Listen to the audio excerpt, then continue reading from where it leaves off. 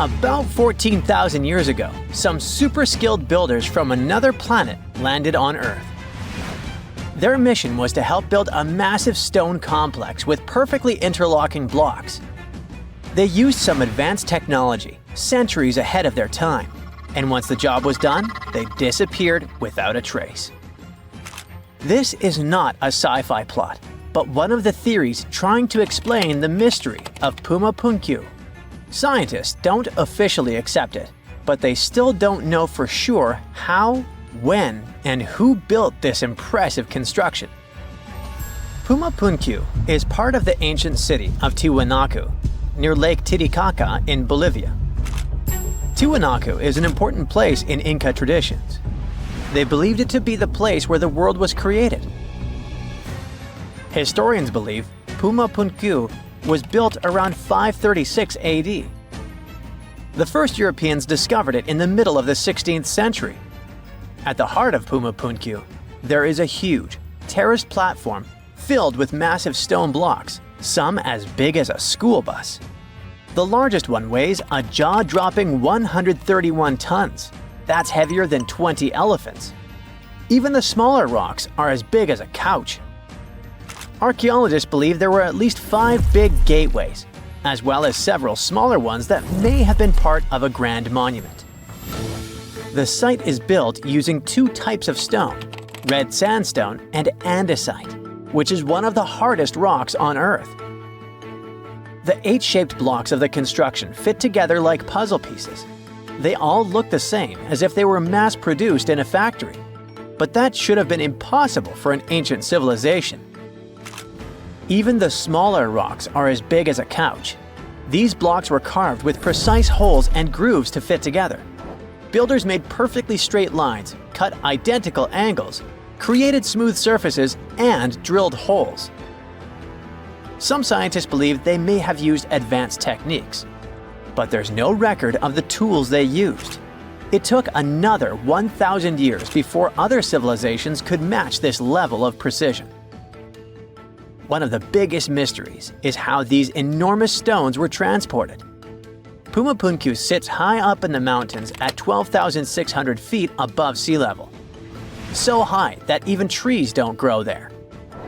The builders didn't have wheels, cranes, or modern machines, yet somehow they moved these heavy blocks miles from their original locations. Some scientists think they used llama skin ropes and ramps, but no one really knows for sure. The most commonly accepted version is that the Tiwanaku civilization, which thrived in the region between 500 and 1000 CE, built this impressive site.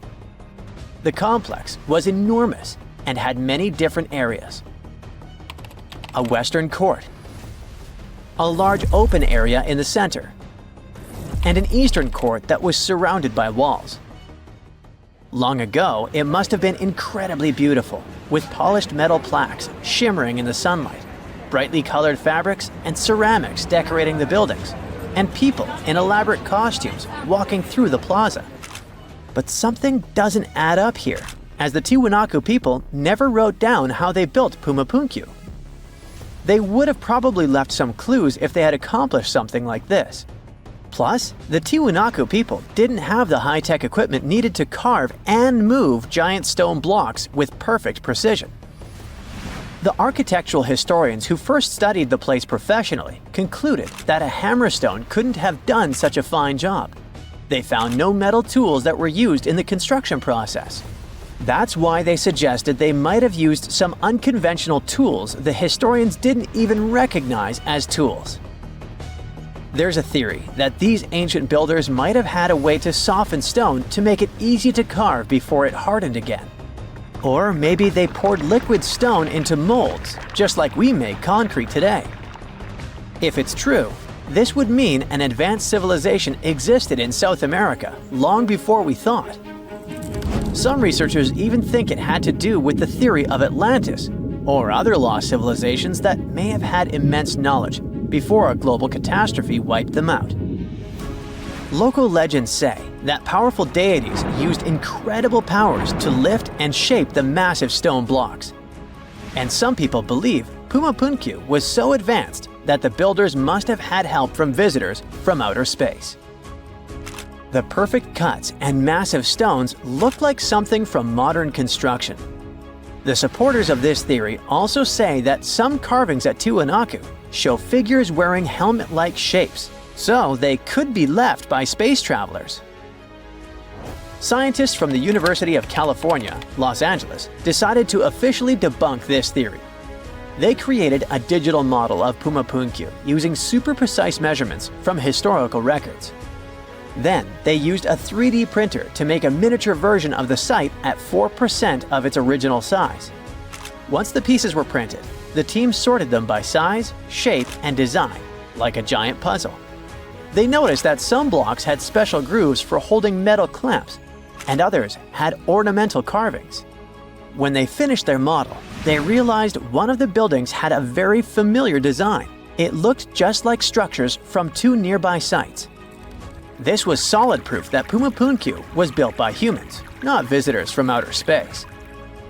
Over the centuries, people stole stones from Puma Punku and moved them around. This made things even more confusing for archaeologists. UCLA team created a digital archive, so researchers all over the world can now study the site without traveling to Bolivia. So maybe we'll hear about the new twists in this mystery soon. Another construction from the past that still impresses us with extreme precision is the Serapeum of Saqqara, a burial place built around 3,000 to 3,500 years ago. A French scientist accidentally discovered it in 1850. Inside the Serapeum, he found a long underground hallway. On both sides of the hallway, there were giant stone rooms, and inside those rooms, there were huge granite sarcophagi. These sarcophagi were not built for people, but for the sacred Apis bulls. These bulls were treated like royalty, as the people believed they were chosen by deities. The Egyptians believed these bulls were the incarnations of the deity Ptah and had magical powers to protect their kingdom.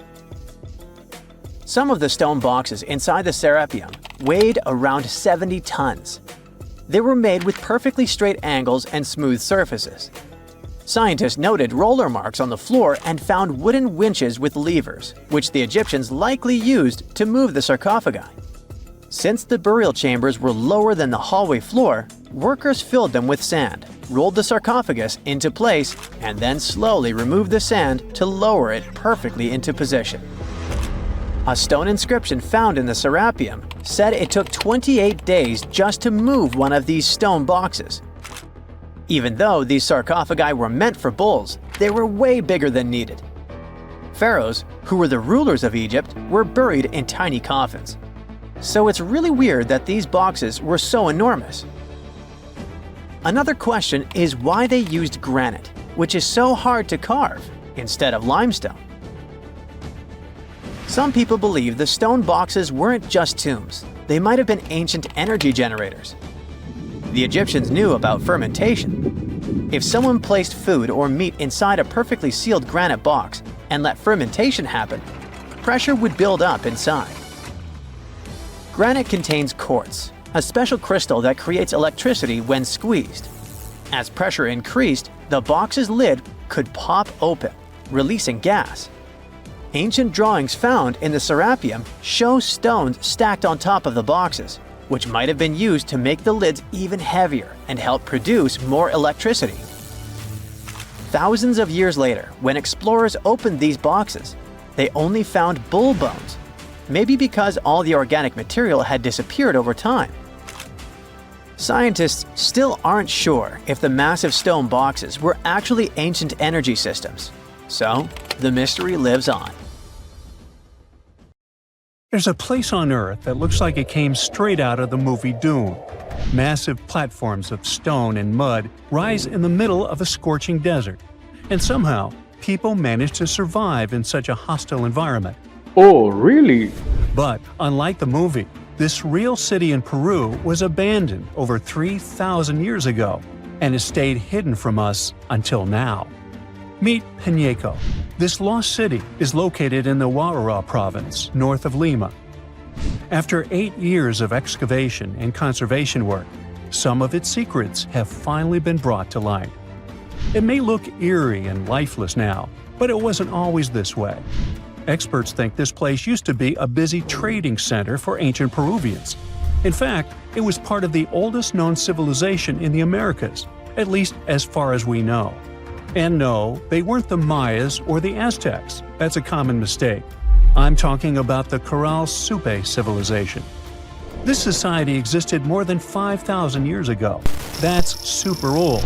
To put that in perspective, while the Sumerians in Mesopotamia were reaching their peak, and the Egyptians were just starting to build things in Giza, the people in Corral were already building pyramids. Thanks to them, Peru is now seen as one of the 6 places where civilization first began. But unlike the objects we find from ancient Egypt or Mesopotamia, you won't see Corral artifacts in museums, at least not fancy vases covered in mysterious letters, since they didn't know pottery or writing. What they did know was how to build big. They left behind mind-blowing architecture, such as stepped pyramids and huge sunken plazas, like massive open-air arenas big enough to hold hundreds of people. And it's not like they just had one pyramid here and a plaza there. No, as I said, they built big. So far, researchers have found as many as 30 major metropolitan centers across what we now call the Corral region or Peru's north-central coast.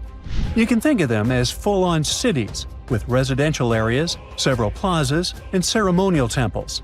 Their largest pyramid, known as Pirámide Mayor, stands nearly 100 feet tall, with a base covering an area the size of about 4 football fields. That's substantial. Oh my God! And building all that surely wasn't easy. It took planning, coordination, and specialists.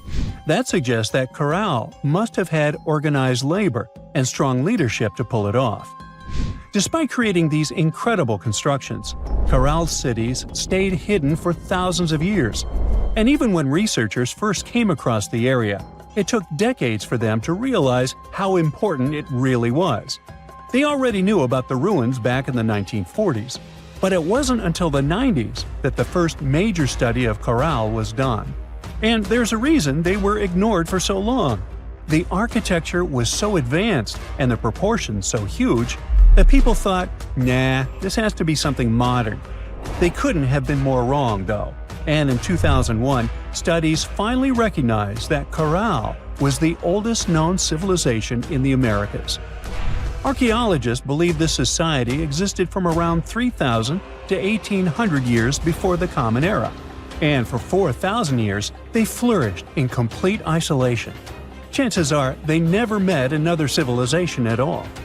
This may explain why they are considered such a peaceful society. Researchers haven't found any signs of conflict.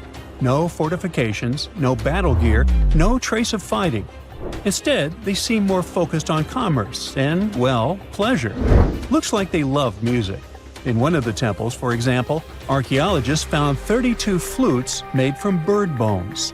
I wonder what that sounded like. Anyway, the Corral lived along 3 rivers, the Fortaleza, the Patavilca, and the Supe. Just like the newly discovered city of Penyeco, this lost city was built on a natural terrace about 1,970 feet above sea level. And no, they didn't do that for the view, it was for security. Building higher up protected them from flooding, since the site sits parallel to the Supe River. Just recently, after 8 years of excavation, experts finally uncovered its beauty. Altogether, they found 18 structures, including temples, residential complexes, and a huge circular plaza. There are also ceremonial halls built on top of large step platforms, along with stairways, courtyards, and carefully designed walls. These structures serve both practical and symbolic purposes. I mean, this was their hotspot, the place where people came together for rituals. Inside one of the structures, researchers uncovered remarkable finds, like sculptures molded in raw clay that portray human figures, animals, and ceremonial objects. They also dug up stone tools, such as grinders, crushers, and hammers. And remember I said they like music, right? Well, the team also found patutus there. That's like an old-school trumpet made of giant shells brought from the Pacific Ocean. Now, if you look at the map, one thing stands out. Piñeco is farther inland than other Corral cities we've discovered. And that's important. The city's location was completely strategic. And that's why it earned the nickname City of Social Integration. There's this theory that says Piñeco played a key role in trading hematite, a mineral used since ancient times to make red pigment. Back then, this was fancy stuff. Piñeco likely served as a hub linking the coastal and highland villages of Supe and Huaura. Maybe they traded hematite for fish and shellfish from the coastal villagers. But now comes the big question. What happened to the people who lived there? Why was Piñeco completely abandoned after thousands of years? Well, that still remains a mystery. There are different theories about why the Corral Supe civilization disappeared and why their most important cities were left abandoned. One of them is the maritime hypothesis. It suggests that societies first developed along the coast, relying heavily on fishing, and only later moved inland. So, in that view, cities were abandoned as people shifted away from them. But that doesn't fit Piñeco, right? I mean, it's way too far inland to count as a seaside city. So it's hard to say what really happened. If you look at their main city, archaeologists haven't found any solid evidence of one big disaster. No massive earthquake, no huge flood, nothing like that. And the same goes with Piñeco. There's just no sign of a single event that suddenly wiped them out. The likely explanation is a shift in climate. A change in the weather could have caused long droughts that affected local farming. That would have forced people to abandon their cities, like what happened in northern Mesopotamia. Now, can we say that with absolute certainty? Honestly, no. It's much more likely that several distinct factors led to the decline of that society. They might have also faced some internal conflict, issues of leadership or organization, for example. But that's impossible to prove with archaeology alone. Either way, Piñeco is a huge discovery. It gives us new clues to better understand the crisis the Corral civilization faced before its collapse. But for now, many of their secrets are still waiting to be uncovered. And there's still so much for researchers to figure out about how this civilization was born and how it evolved over time. If you want to visit Piñeco, here's some good news. The site has recently been opened to the public. It's about a 4.5-hour drive from Lima, and you can get there either by a private vehicle or through tourist services. Yeah, it's not the easiest journey, but the breathtaking landscapes will make up for it.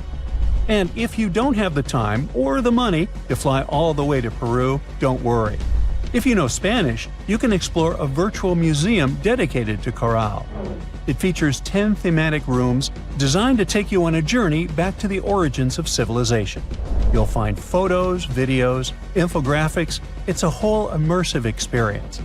Of course, it's not the same as standing on the site itself, but it still offers a fascinating glimpse into the world of the oldest known civilization in the Americas. Before we get into the reason why and how there are pyramids all around the world, let's talk about some of the examples. I'll start with the Pyramid of the Sun in Mexico. These folks really knew how to build a city. Their well-planned urban center spanned over 7 square miles and boasted several pyramids. But the Pyramid of the Sun is the most impressive. This giant pyramid was built way back in 100 CE and is one of the biggest structures of its kind in the whole Western Hemisphere. It's so big that it's 216 feet high above the ground. If you ever find yourself in this ancient city, you won't be able to miss the Pyramid of the Sun. It's right there on the east side of the Avenue of the Dead, the city's main north-south street. To build this incredible pyramid, around 1 million cubic yards of material were used, including a special kind of red volcanic rock called hued tezontle. Impressive, huh? We don't know too much about the people who built the Pyramid of the Sun or its purpose. But archaeologists believe there was once a temple on top of it. When explorers went below the pyramid in the 1970s, they found a bunch of cool tunnels and chambers. In 2011, they even found a secret stash of clay pots, obsidian pieces, animal bones, human figurines, and a mask. Who knows what other secrets the pyramid is hiding? If you decide to see this one, you must climb the pyramid using the 248 uneven steps on the west side. Watch your step. Sudan got some pyramids too. Nubian pyramids aren't as big as the ones in Egypt, but they still got around 200 of them. These ancient pyramids have been home to the tombs of the pharaohs of the Meroitic Kingdom for almost 1,000 years, who ruled Egypt from Nubia to the Mediterranean Sea. The pyramids at Meroe were constructed using granite and reddish sandstone. Oh, and did you know that Sudan has more ancient pyramids than Egypt? The Kushite pyramids depict the indigenous architecture and burial traditions of Nubia's Napata and Meroe kingdoms, which ancient Egypt influenced. Meroe, the burial site of over 40 queens and kings, is the most extensive Nubian pyramid site. The tomb walls depict mummified royals bedecked in jewelry, their wooden caskets containing bows, quivers of arrows, and other artifacts pointing to the Meroitic relationship and trade with Egyptian and Greek civilizations. So if you're looking for some ancient tombs to explore, you may consider skipping the crowds in Egypt and heading on down to Sudan. Let's fly to Iraq to see some more pyramids. Ziggurats have fancy receding layers and tiered temples. Instead of a smooth exterior, it has tiers like a cake, perfect for all the important work and rituals that went on inside. You can find these towering structures scattered throughout Iraq and Iran, and they're a real testament to the power and skills of the people who built them. One of the biggest and most impressive ziggurats is the ziggurat at Ur. It's basically a giant rectangular pyramid that stands a whopping 70 to 100 feet tall, with 3 levels of terraces and a temple on top. Can you imagine how many baked bricks it took to build that thing? Try 720,000 for just the lower portion. This particular ziggurat was built for Sumerian king Ur-Nammu. Similar to other ones, this pyramid has been around for thousands of years, so it got a little rough around the edges. Thankfully, the Babylonian king Nebuchadnezzar II and some archaeologists came to the rescue in the 6th and 20th centuries respectively, and now you can find this near Talil Air Base. The ziggurat at Ur was built in 2100 BCE by King Ur-Nammu for the moon deity Nana. It was the tallest building in the city, and you could see it from miles around. It was like the medieval cathedral spire of its day. People would come here to bring their agricultural surplus and get their food allotments and seek spiritual nourishment.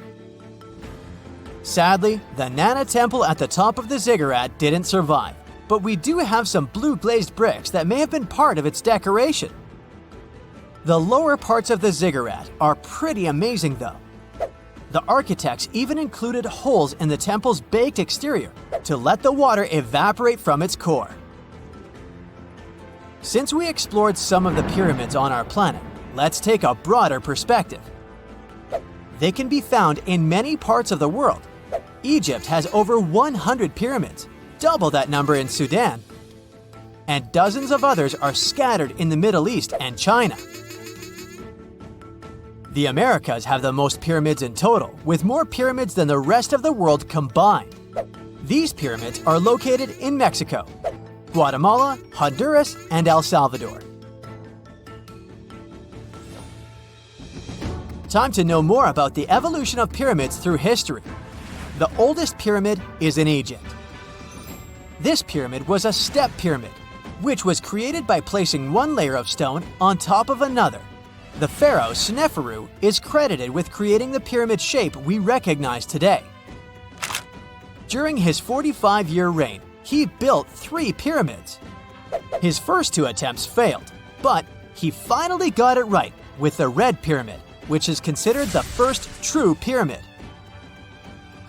It was Sneferu's son, Khufu, who built the Great Pyramid of Giza, which was the tallest human-made structure on Earth for almost 4,000 years. Latin American pyramids are similar to early Egyptian step pyramids, but they were built independently with no knowledge of each other. The pyramids in Sudan were built around 700 BCE and are tall but much narrower than those in Egypt. How in the world did all these civilizations build these things without even texting each other? After all, the Aztecs, Mayans, and ancient Egyptians were about as different as possible. But despite their cultural differences, they all seem to agree on one thing: pyramids were pretty cool. Step pyramids are all around the world because they were the most feasible and stable way to build large and tall structures without access to lighter building materials like wood and metal. The triangular form with a square base is the best way to build a sturdy structure, and having a cube structure would require more material for less height. Now, when it comes to pyramid design, the Egyptian pyramids were like giant triangles with a square base, smooth sides, and a pointy top. On the other hand, the Aztecs and Mayans went for a tiered cake look, with steps leading up to a flat platform on top. So, while all these pyramids share the same basic shape, they have their own unique flair. Each group built its pyramids using different materials, techniques, and slope angles. So while they may have been inspired by each other's work occasionally, they were just doing their own thing. Egyptian pyramids had smooth, angled sides that were designed to help the pharaoh's soul ascend to heaven. The Pyramid of the Sun was built over a series of caves that served as a passageway for the deities. The Maya built the temple of Kukulkan in Chichen Itza to honor the deity Kukulkan, usually represented by a serpent. Nicknamed El Castillo, it has 91 steps on each side, plus a platform. That's 365 steps, one for each day of the Mayan calendar. Tell me, Brightsiders, how were pyramids built? To begin with, humans made them, not a foreign race from space that landed on Earth. You see, one thing that all pyramids have in common is that they were built without advanced tools or even the wheel. It took a lot of people to build them, including skilled laborers and architects. For example, it's estimated that 20,000 people built the Great Pyramid of Giza, and it's believed that most of them were skilled laborers. Building pyramids was a massive undertaking that required years of planning and effort. The Great Pyramid at Cholula, Mexico, took 600 years to complete. We're hearing more and more about mysterious objects falling from the sky. Weird metallic stuff barely missing houses and rolling over between farms. Just like in Argentina the other day. There wasn't any trail and it didn't trigger any radar alerts. It was just a sudden thud that startled the locals. Before you knew it, everything was blocked off with authorities surveilling the area. What's actually going on? And are we in danger of this happening to any of us? People in a small rural town in northern Argentina live a quiet life. For them, probably the most dramatic thing is when a cow wanders off. What they definitely didn't expect was a giant cylinder dropping down out of nowhere. The owner was definitely grateful that the thing didn't smash into his house. He called the police, if not to figure out what it was and what it was suddenly doing in his backyard, then at least to help him get rid of it. However, when officers arrived at the scene, they knew this job was above their pay grade. They had to call specialists, the kind who show up with protective gear and strange instruments that make beeping sounds. Before you can examine what it is, the standard procedure is to make sure nothing will go boom. Fallen space stuff can be like a shaken soda can full of leftover rocket fuel. One wrong poke and psht! That could cause serious trouble. After they ensured the object was safe to approach, the real mystery began to unravel. Right there in the dirt was a long black carbon fiber shell with dents along its side. It looked like a leftover part of a starship that had been chewed up and then spewed out by some scary space whale. As objects fall, their spin can increase dramatically.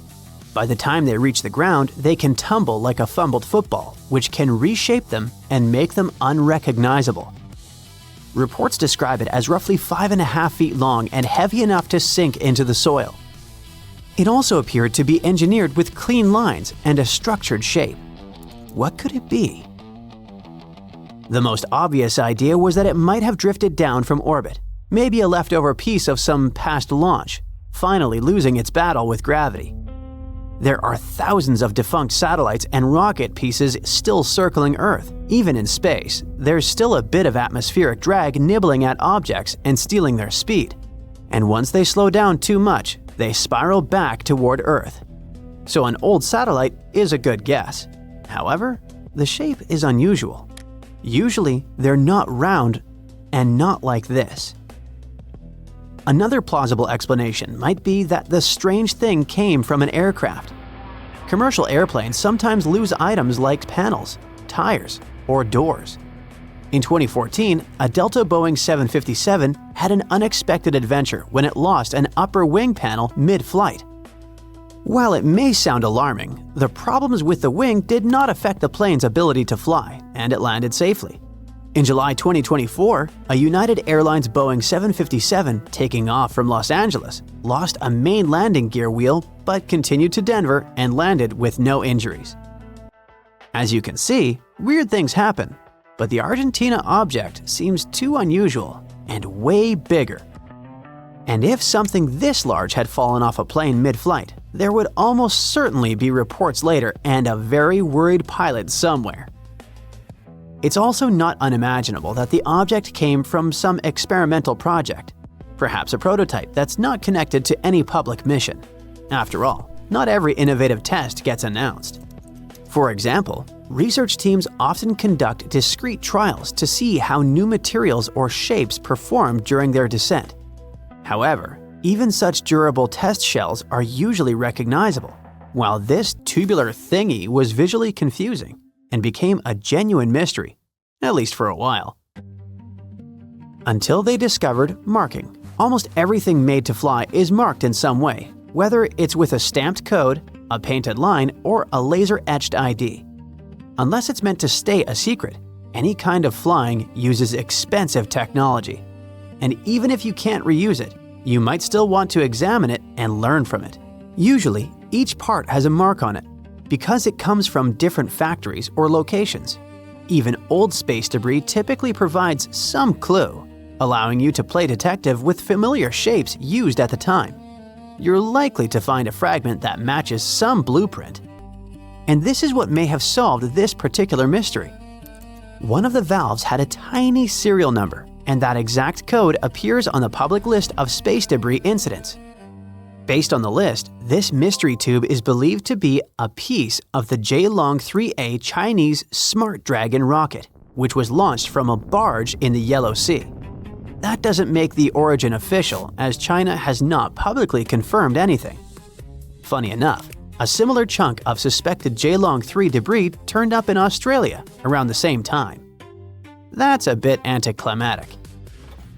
Another famous case happened in Spain's Murcia region in 2015.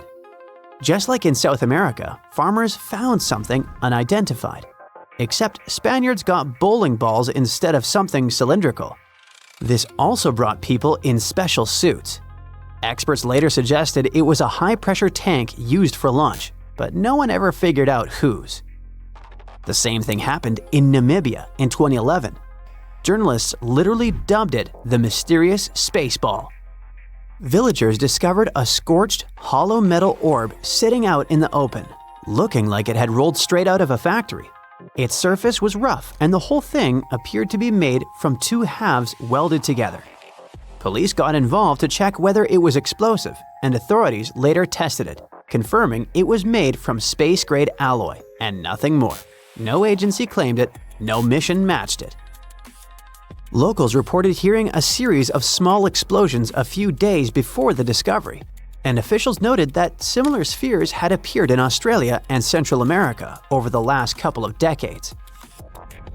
It also happened in Vietnam, where not one, but 3 hefty balls dropped in 3 separate locations. They were of different sizes and looked like giant marbles, with the largest one weighing 100 pounds. The investigators think the globes might be leftovers from a botched satellite launch. The mild damage suggested they fell from a relatively low altitude. Authorities are on the same page, saying it's likely something that originated from orbit, but they can't tie it to any specific mission. In India, Gujarat villagers also found huge pool balls. All these falling objects point to a much bigger issue. The space around Earth is getting really cluttered. Over the decades, low Earth orbit has begun to resemble a storage room that nobody has cleaned out. While most of the debris burns up when it re-enters the atmosphere, as you can see, heavier fragments can survive the fall and land somewhere on Earth. No wonder nobody wants to take the responsibility. It would be like admitting you left garbage on a highway that caused a traffic accident. But it gets even worse on a much bigger scale. Researchers warn of a phenomenon known as the Kessler syndrome. That's the nightmare scenario where one collision causes another and another and another, until orbit basically turns into a shooting gallery of high-speed chunks of metal. The idea is that one collision can trigger a runaway chain reaction, turning orbit into a fast-moving cloud of debris. If that ever really kicked off, certain orbits could become too dangerous to use. Earth could become essentially fenced off by the junk we have created ourselves. It could lead to a future where satellites and starships avoid cosmic debris, like in a video game. It's not all that dire, as scientists are well aware of the issue and are working on ways to address it. Right now, some scientists are probably tossing around ideas like using nets, capture missions, and even laser nudging.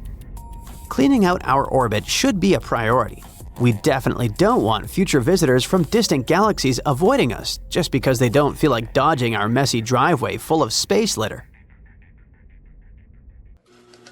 How much time passed between the inventions of the first computer and the appearance of the modern one? The first electronic computer in history is the ENIAC, Electronic Numerical Integrator and Computer. It was invented in 1945 by American scientists. But there's an older machine. It's the Babbage difference engine. English engineer Charles Babbage built it in 1822. This means more than 200 years have passed since the first computer, and we would have thought so if, at the beginning of the 20th century, divers hadn't discovered a computer more than 2,000 years old. In 1900, a group of divers searched for sea sponges in the Mediterranean Sea between the island of Crete and mainland Greece. But instead of sponges, they found sunken treasure ships. It was one of the most significant archaeological finds of that time. At the bottom were Greek marble sculptures and many other artifacts. Among them, divers found a strange piece of stone the size of a large book. They ignored it and put it with other finds in the museum. A few months later, archaeologists began to study the block and discovered that a strange object with bronze gears was hidden inside it. This shocked all scientists because, according to historical data, such things could not exist in ancient Greece. The technologies of that time were not so developed. Scientists started studying this object and realized they had no idea what it was. They called it the Antikythera mechanism, and they had been trying to unravel its purpose for over 100 years. The fragility of the object added complexity. It had been underwater for a millennia. Its internal instruments were damaged, and when scientists touched them, they fell apart. Over many years of research, the object has split into 82 fragments, becoming a real puzzle for scientists worldwide. They found out that it was a machine designed for astronomical calculations. With the help of X-rays, computer tomography, and virtual modeling, people could partially recreate the image of the mechanism. It was a complex structure consisting of 30 rotating gears that turned the dial. The whole mechanism was set in motion with a hand crank. All this was necessary for the ancient Greeks to track the positions of the moon and the sun and calculate the time of eclipses and the Olympic Games. It's as if Silicon Valley was in ancient Greece and the best minds united to create a revolutionary startup. The Antikythera mechanism showed that people in the distant past had excellent knowledge of astronomy and technologies for studying the starry sky. Considering that time, it was not just a machine, but a supercomputer. People entered data into it and got the result after the complex calculations it performed. In 2016, scientists found an inscription on the device containing more than 3,000 symbols. It was something like a manual for use. The text had information about eclipse colors, celestial body movement, and astrological predictions. It was like a reference list of all the events that happened to the planets in the sky. The Greeks realized that all astronomical bodies in the starry sky moved along the same routes. That is, they had orbits close to the plane of motion of our planet around the Sun. Ancient astronomers couldn't calculate the path of their movement, so they created the Antikythera mechanism. This was one of its main functions. The researchers found confirmation of this version in the words of the Roman lawyer Cicero. In one of his quotes, there was a mention of a computing machine created by mathematician Archimedes. According to Cicero, the machine could depict the movement of 5 stars called wanderers. At that time, people called celestial bodies that way. Archimedes had lived before the Antikythera mechanism was invented, but perhaps he created the drawings that became the basis of the device. The mechanism worked, and when you turned the handle on it, it rotated the gears in the front and rear parts of the device. And then, the dial showed you the direction of movement of space objects. Besides, the machine had an astronomical calendar inside and tracked the time of sporting events, such as the Olympic Games, and also helped to calculate the exact time of the eclipse. Apparently, the Antikythera mechanism was something like a powerful organizer used by scientists or wealthy citizens of Greece. But what is most unusual is that its creator probably installed the function that changed the observation properties depending on the observer's location. This means that ancient astronomers had to enter different coordinates in different areas for the correct result. NASA computers can do all these things today. These expensive multi-million-dollar devices work with electricity, chips, processors, and thousands of other things.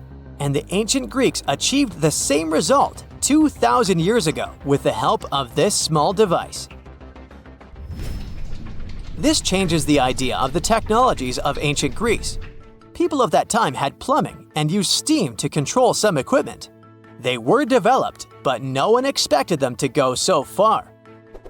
Archaeologists were sure that people of ancient times used giant rough gears to operate windmills.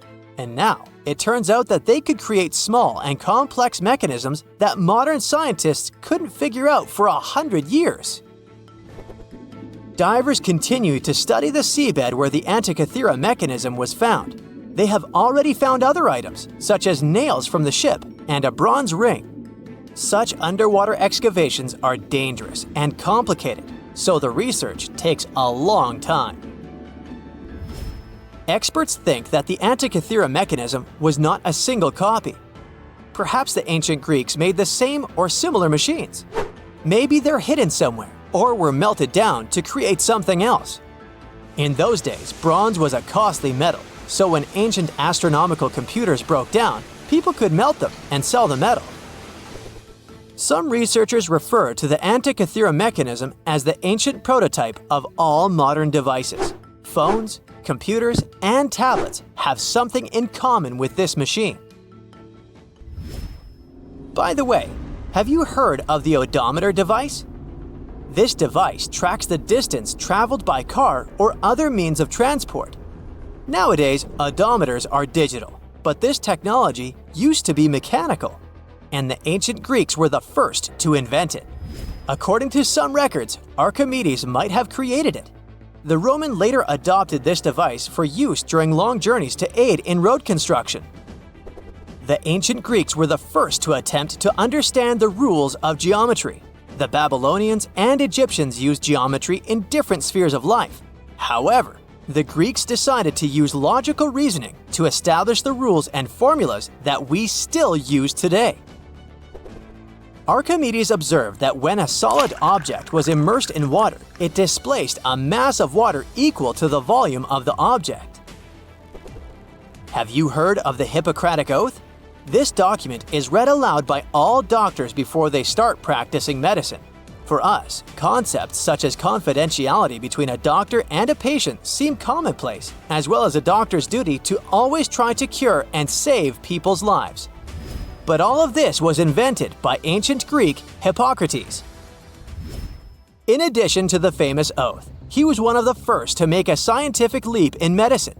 In ancient times, people viewed illnesses as punishment for bad deeds. But Hippocrates discovered that diseases were natural and that the human body could react differently to them. This may seem obvious now, but the ancient Greeks reached this conclusion in 460 BCE. Aristotle was the first to suggest that our planet is a sphere, and thanks to him, we enjoy movies, TV series, and performances. The ancient Greeks invented theater in the form we know it today. Aristotle wrote the first rules of drama in history, which guide directors and screenwriters on how to keep the viewer's attention. Greek writers created plays in various genres, including tragedies, satires, and comedies. All of this contributed to the formation of Western culture, and that's why many directors enjoy staging ancient plays. And this is only a small part of what the Greeks invented. Therefore, it's quite logical that they were able to create the Antikythera mechanism.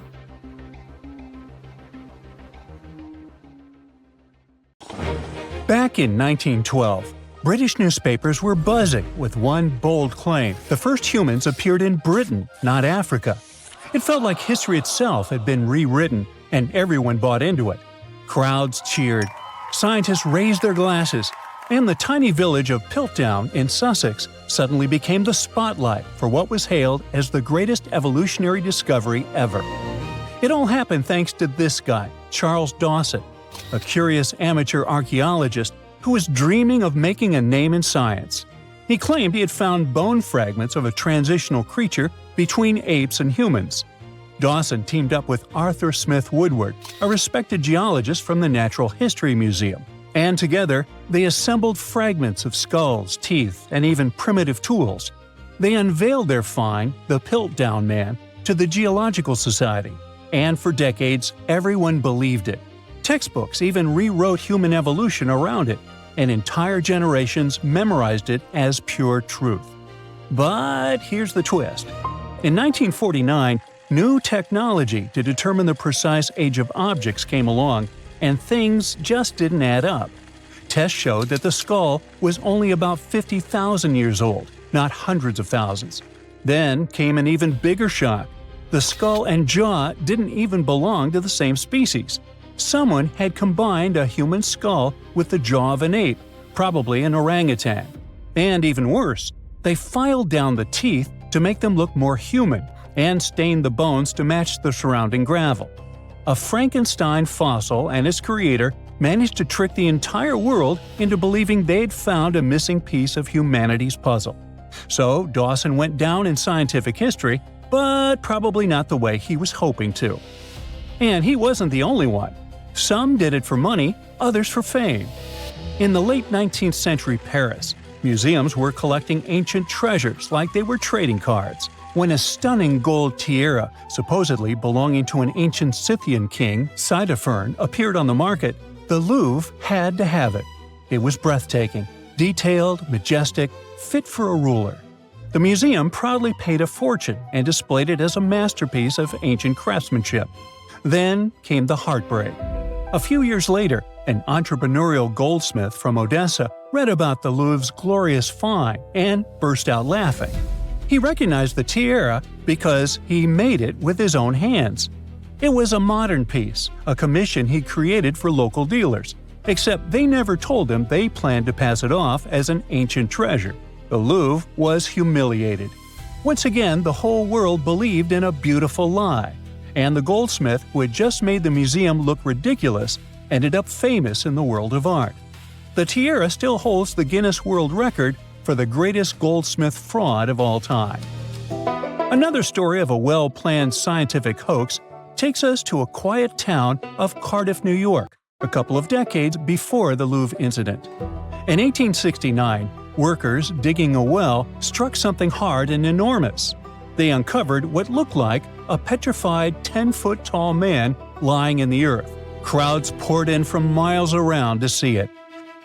Preachers called it proof of the biblical giants mentioned in Genesis. Scientists debated whether it was fossilized or divine.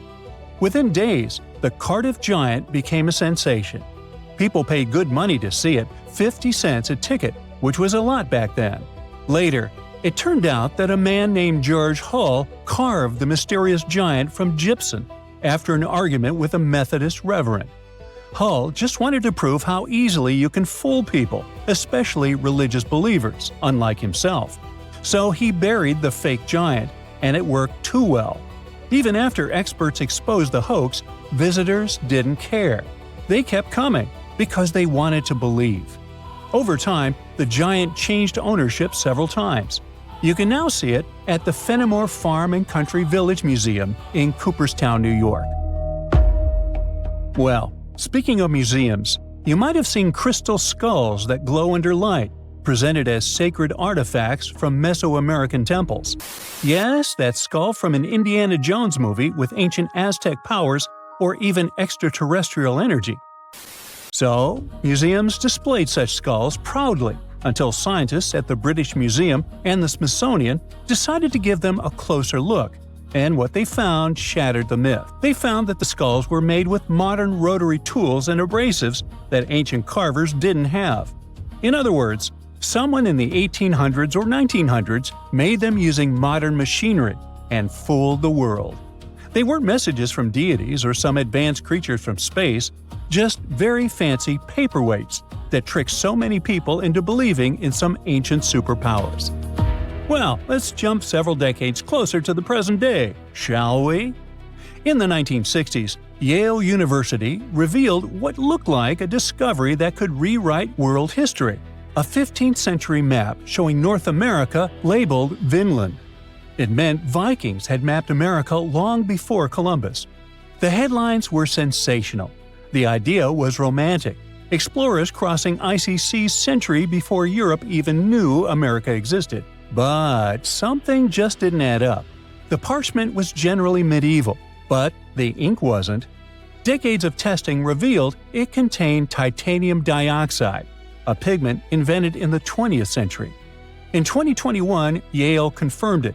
The Vinland map was a modern forgery, drawn over old parchment to make it look ancient. It wasn't proof of Viking genius, but rather of human cleverness on one side and the tendency to be easily persuaded on the other. And when we speak of persuasion, you don't have to try too hard when a really trustworthy source like National Geographic shares something, right? Well, in 1999, it presented what it thought was the ultimate discovery: a fossil that bridged the gap between dinosaurs and birds. It was called Archaeoraptor, and it was going to change everything we knew about evolution. The fossil came from China, and on first glance, it was perfect. A dinosaur tail, bird-like wings, and bones that seemed to tell the story of flight's evolution. But soon, paleontologists started whispering. The bones didn't quite line up. CT scans revealed the ugly truth. It was literally glued together from parts of different species. A dinosaur tail from one fossil, a bird body from another. Someone had Frankensteined the fossils to make a more valuable specimen. The embarrassment hit hard, especially for National Geographic, which had built an entire story around a fake the world liked to believe. Now, if you think scientific hoaxes are all in the past because of all the 20th century high-tech, here's a surprise for you. In 2020, the Museum of the Bible in Washington, D.C. made a stunning confession. All 16 fragments of its prized Dead Sea Scroll collection were modern forgeries. They'd spent millions acquiring what they thought were sacred 2,000-year-old texts, only to learn they were made of ancient leather painted with modern ink. The forgery was so advanced that even experts were fooled at first. But after detailed forensic tests, it became clear the holy relics were anything but holy. It wasn't just about money, it was about faith. Thousands of visitors had stood in front of those glass cases, feeling awe, reverence, and connection, only to learn it was a show built on lies. And finally, it's time for one of the eeriest hoaxes of all. In 2000, a mummy surfaced in Pakistan. claiming to be a 26-year-old Persian princess, the daughter of Xerxes. They found her in a gilded sarcophagus wrapped in golden robes. Her face was eerily well preserved. Archaeologists were stunned, but something about her looked wrong. CT scans, linguistic analysis, and radiocarbon dating revealed the horrifying truth. The mummy wasn't ancient at all. She was a modern woman, and someone likely took her life and then mummified her to sell as a fake relic. Well, yikes. The story went from exciting to tragic overnight and broke many hearts. What was supposed to be a royal miracle turned out to be a human crime and yet another lie. All these stories have one thing in common: hope. People want to believe. They want to touch the past, to find proof that connects them to something bigger. Whether it's scientists looking for the missing link, museums wanting fame, or believers searching for signs of faith, we all crave wonder. History is full of tricksters, and sometimes the best stories come from the fakes that fooled us all. They finally did it. After 300 years of searching, archaeologists pinned down the location of the lost land of the white jaguar, the city of Maya hidden in the wild jungles of Mexico. It all kicked off back in the 1500s with the Lacandon Maya. These guys were some super tough survivors who just didn't quit. When their main capital, Lacamtun, fell to the Spanish in 1586, most people would have called it game over. But not the Lacandon. Nope, they packed up, headed deeper into the rainforest, and built their last stronghold, Sacbalan. It was a hidden fortress of stone temples, twisty jungle trails, and howler monkeys acting like noisy little guards. For over 100 years, the Lacandon managed to keep their traditions alive there, far from European control. Then, in 1695, history came crashing in. A Spanish friar named Diego de Ribas stumbled into Sacbalan. And yeah, that was basically the beginning of the end. Soon after, the Spanish took over. By 1721, the Maya had abandoned Sacbalan. The jungle didn't waste time. It swallowed the place whole, with roots tearing into walls and vines smothering plazas. The city didn't just disappear, it got eaten alive. For the next 300 years, Sacbalan turned into more of a myth than a memory. A name archaeologists and explorers would whisper, secretly hoping to find it one day. Plenty of expeditions tried to track it down, but the rainforest is sneaky. Every path looks identical, maps fall apart in the humidity, and even GPS can't cut through the thick green ceiling. It was like looking for a needle in a haystack, except the haystack was alive, covered in thorns, and yeah, crawling with jaguars that would happily make you lunch. So how did the scientists crack the mystery? One word: a letter from the 17th century. The letter by Diego de Ribas described all the routes, rivers, and trails leading to Sacbalan. It showed in every detail the journey of the soldiers who walked 4 days to the Lacandon River after leaving Sacbalan. Then they sailed for 2 days and arrived at the church El Encuentro de Cristo, left their canoes, and continued on foot to Lake Petén Itzá in Guatemala. This was already detailed enough, but the scientists needed to pinpoint the exact location with geographic information systems. They took into account vegetation layers and how much each person was carrying to map an approximate range where Sacbalan should be. They fed this information to GIS and calculated where the city should be. And bingo, it worked. Archaeologists traveled through the jungle and found stone temples rising like broken teeth from the earth. There were also some tools and ceramics, and a Spanish church right in the middle of the ruins. The discovery isn't just about cool ruins, it rewrites history. For decades, people assumed the Lacandon simply scattered after Lacamtun fell, but Sacbalan proves they regrouped, fought, and preserved their culture for over a century more. It's like discovering the final chapter of a book we thought ended too soon. There's also irony here. The Spanish friar who revealed Sacbalan helped doom it. Yet his letter, centuries later, also helped save its memory. Today, the ruins sit inside a biosphere reserve, protected by the same jungle that once hid them. Tourists can't just waltz in. It's raw, tangled, alive. The city breathes again, but on its own terms. Scientists just uncovered another lost city, buried under the thick jungles of Mexico. It had been hiding there for 600 years. The place is called Gengola, and it's massive, about 360 hectares with more than 1,100 buildings, 2.5 miles of defensive walls, its own network of roads, and a super organized city plan. Because it was so deep in the jungle, you'd never realize how huge it really was unless you spent years hiking through it. But modern tech swooped in to save the day, using LiDAR, a kind of laser scanning tool. Researchers flew over the site, and in just 2 hours, they had a full 3D map of the entire city.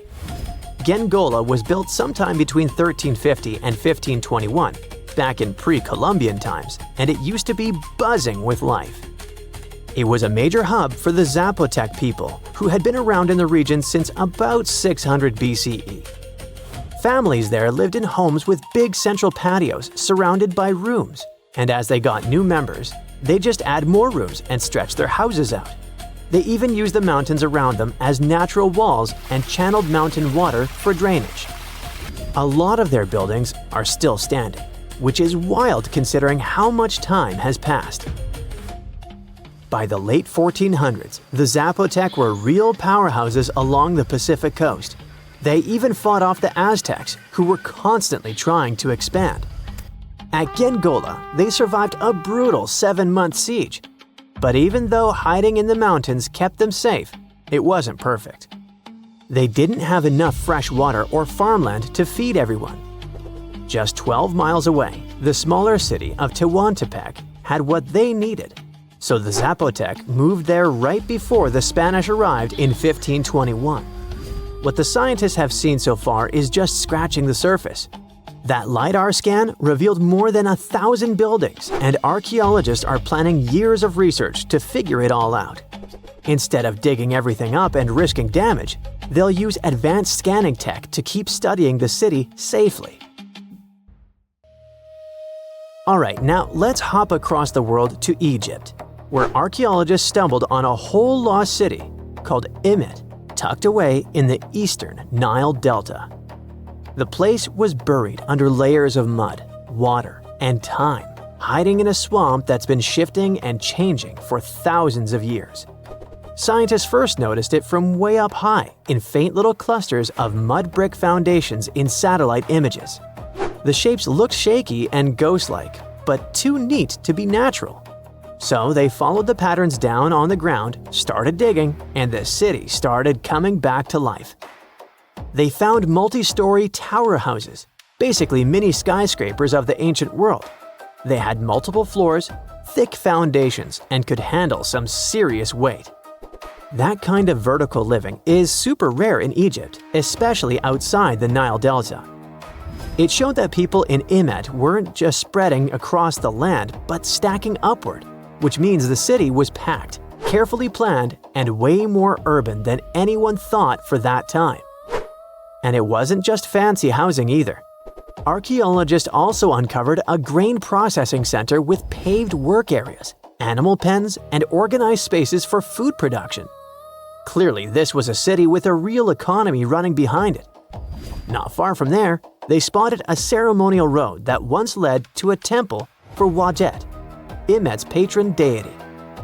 But later on, other buildings got plunked down over the road, which shows that Wadjet's worship faded over time. Still, the ruins coughed up some amazing relics, a green faience little funerary figurine, and a stela showing Harpocrates perched on crocodiles and gripping snakes. He was the Greek spin on Horus, deity of silence, secrets, and the newborn sun. And there was even a bronze sistrum, an ancient Egyptian musical instrument decorated with twin heads of Hathor.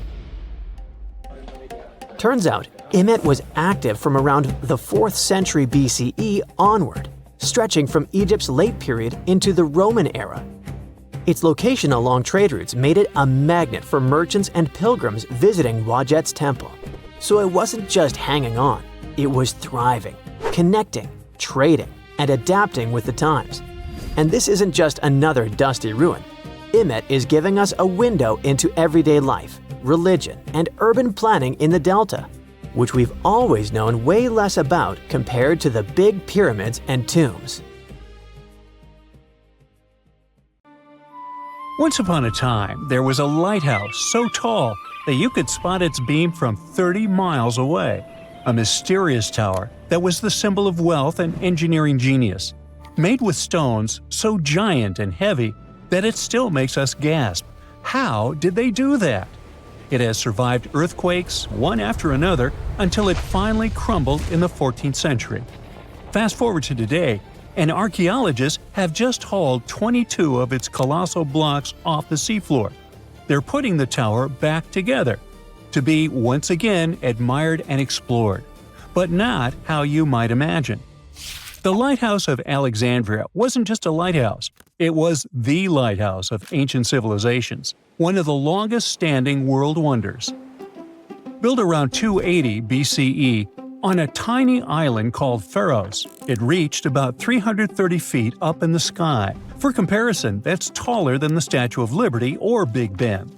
Now, keep in mind that this was before cranes, steel beams, or gym enthusiasts, and it becomes awe-inspiring. For sailors, spotting that gleaming tower was like finally seeing your exit sign after hours of driving on the world's most dangerous highway. The lighthouse was a sight for sore eyes, because legend says the waters around Pharos were tricky, full of hidden reefs that could smash ships to pieces. Old sources claim it took about 12 years to build, with the price tag being around 800 Athenian talents of silver, which is an ancient unit of weight close to 57 pounds. That means someone had to haul chests holding 23 tons of coins, without a forklift, most likely across the sea. Wow! The lighthouse was so impressive that the word Pharos ended up being used for lighthouses in a bunch of different languages. The structure had a cool three-tier design. It was square at the bottom, octagonal in the middle, and cylindrical on top. On its top, it had a statue, most likely of Zeus or Poseidon. The lighthouse's white limestone exterior was polished with a sun-catching plaster, so it gleamed like a beacon even without fire. At night, things were different. Wood was hard to come by in Egypt, so the fire on top may have been fed with bundles of papyrus roots or even naphtha for a brighter flame. Whatever the fuel, its glow was boosted by a massive polished bronze mirror. Now, bronze mirrors were common back then. It wasn't until the Renaissance, way long after the Pharos had crumbled, that glass-coated mirrors became standard in European lighthouses. During the day, the same mirror could reflect sunlight, and the tower's bright white silhouette, along with the smoke curling up from the fire, would help sailors find their way. Alexandria was one of the biggest ports in the ancient world, filled with merchants, travelers, and messengers, and the lighthouse was its landmark. Now, fun fact, if you're a fan of the Song of Ice and Fire universe, it certainly popped into your mind when reading about the High Tower of Old Town. Some fans speculate that not just the fictional lighthouse, but also the city itself, was directly inspired by Alexandria. And George R.R. Martin's love for ancient wonders doesn't stop there.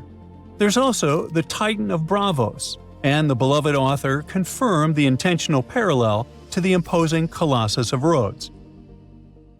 For over 1,600 years, the lighthouse stood high against time, storms, wars, and intrigues, just like in the Game of Thrones. But it was finally defeated by nature itself. Sadly, a few major earthquakes during the 14th century brought it down, scattering its massive stones across the seabed. For over 5 centuries, the remains of the lighthouse just sat there under the waves, basically turning into an underwater rock garden. Divers knew about them, but hauling up 60-ton blocks from the sea is a job for a superhero, or a super powerful crane. And, until recently, it was a lot safer to leave them where they were. Alexandria is still, to this day, a busy harbor, and isn't exactly the easiest place for delicate archaeology. In the 1990s, archaeologists started mapping the whole area around Pharos Island. What they found was precision-cut limestone and granite blocks, some still showing carved edges. Over time, more than 100 massive pieces were cataloged, including chunks of columns, statues, and giant building blocks that could only have come from the lighthouse. Finally, in 2025, Egyptian and French teams joined up and brought that super crane along with a team of divers. In a carefully planned operation, they brought up 22 giant slabs from the seabed. There were parts like door lintels, threshold slabs, and a mysterious pylon, speculated to be some kind of monument. Some of those blocks weigh 70 to 80 tons, which is the weight of 20 African elephants. Those giant boulders are on dry land for the first time in over 600 years. But what happens now? Are researchers really about to rebuild the lighthouse like a giant Lego set? Not quite. You can't just stack century-old blocks like that. For starters, no one's 100% sure what the Lighthouse of Alexandria really looked like. Yeah, we've got drawings and clues, most famously, the tiny images stamped into Roman coins from Alexandria. But they're more like an artist's quick sketch, not quite the blueprints for recreating something down to the last detail. And then there's the missing pieces problem. Those recovered stones are just a fraction of the original structure. Over the centuries, much of the lighthouse's material was repurposed. In fact, the spot where the lighthouse used to stand is now home to the citadel of Qaitbay, a fortress built right on its old foundations. The fort is not just a symbol of the past, but also a tourist attraction and a recognizable Alexandrian landmark. So, no, Alexandria isn't about to get its legendary tower back. At least not in that way.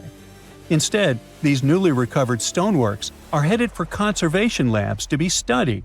Specialists will clean, stabilize, and document every carved groove and chisel mark.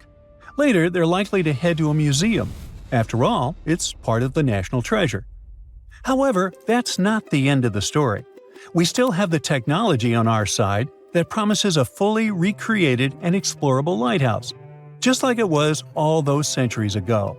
The entire endeavor is called the Pharos Project, and its mission is to turn those hauled massive stones, lintels, thresholds, base slabs, and even a mystery pylon into a complete walk-through digital twin of the Lighthouse of Alexandria. Each piece is getting high-resolution 3D scanning, joining more than 100 fragments already recorded underwater. The goal isn't just a research. The Pharos Project aims to bring back the lighthouse's original look and feel and turn it into a museum.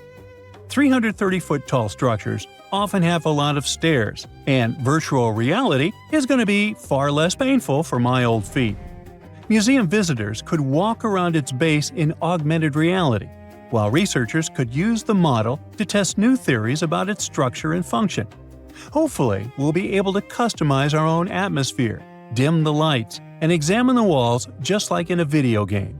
Maybe they'll render pigeons and seagulls to make it even more authentic. We still don't have many details, but the entire thing is being recorded and will be made into a documentary. While we don't have booths to time travel, talented designers can bring the past back to the present. They just need the correct concept art. Sure, nowadays you can recreate almost everything in 3D, but the point here is the authenticity, to put it back together exactly how it was. This is what the Project Pharos wants to achieve. Maybe one day, every ancient world wonder will end up being recreated in a similar way. But there's no reason to stop there. Virtual tourism can save time and money, and while nothing can replace the real experience, visiting authentic locations recreated in virtual reality may be the next best option. Locals are already excited. The citadel of Qaitbay is already drawing people, but now Alexandria is about to get the first digital tourist attraction. Soon, anyone with a VR headset can stand on top of this historic wonder, squint while watching the sunset, and finally answer the burning question: is it possible to get exhausted while climbing virtual stairs? And can I customize the soundtrack? Ooh.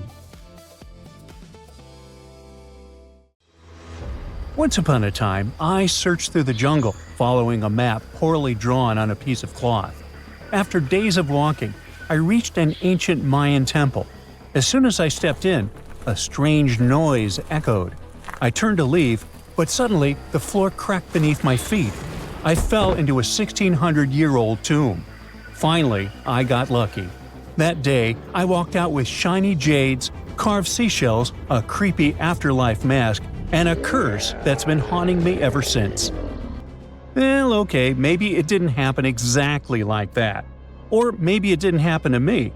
Sadly, real-life archaeology is not like Indiana Jones movies.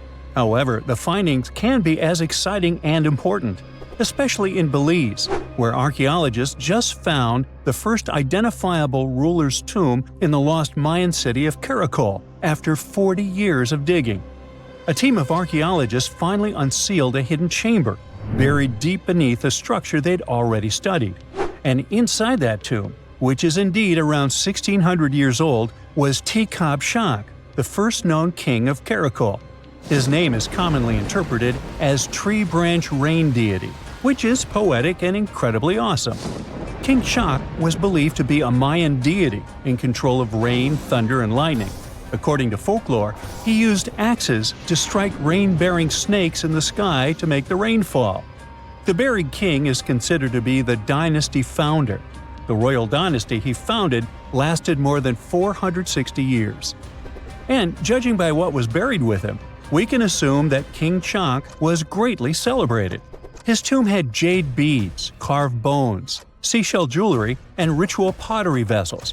One of those vessels shows Ekchua, the Maya deity of trade, receiving offerings. Others showed bound prisoners. Archaeologists could tell they had found some high royalty when they noticed a considerable presence of red cinnabar in the tomb, a rare and expensive material from the Mayan world. Then there's a jade mosaic mask, pieced together like a puzzle to cover the king's face in brilliant green. Jade wasn't used just because it was shiny. It was sacred and symbolically associated with life and demise. Polished jade glistens like it's been dipped in water, cool at first, but quickly warming in your hand. To the ancient Maya, this lifelike quality made jade a living, breathing substance.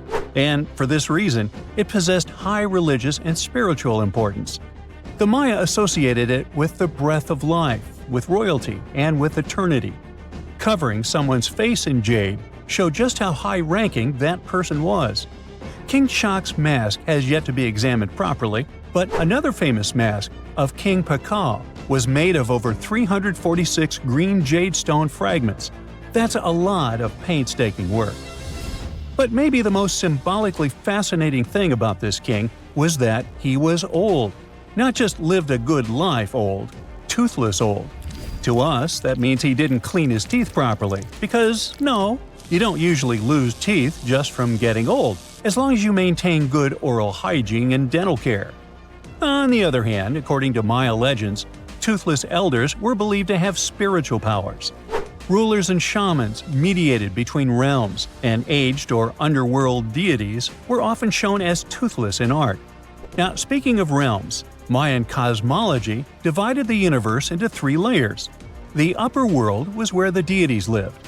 The middle world was where humans lived. It was carried on the back of a giant turtle or caiman, and surrounded by a primordial sea. Beneath it was the underworld, known as Xibalba, a dark and complex realm of spirits and ancestors. And certain people, especially rulers, shamans, and elders, were believed to move between these worlds. This king was a ruler, had a deity-like name, and was a toothless elder. Boy, his power level must have been off the charts. But that's not all. Here's the eerie part. The tomb was buried beneath another tomb, which was discovered all the way back in 1993.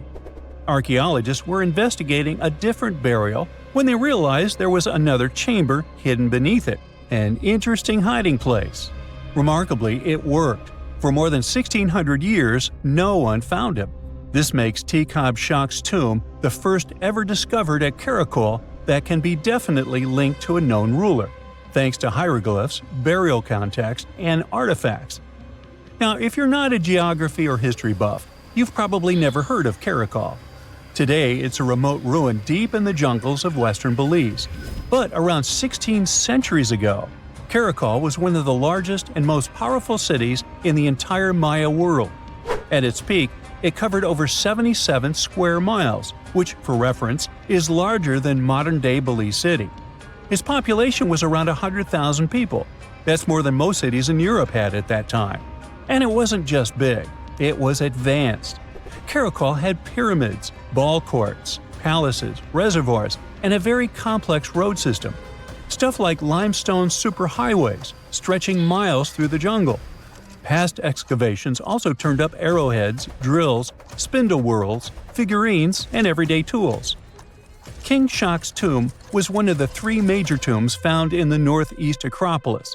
That's near Kana, the central archaeological complex at Karakol, and one of the tallest human-made buildings in all of Belize, even today.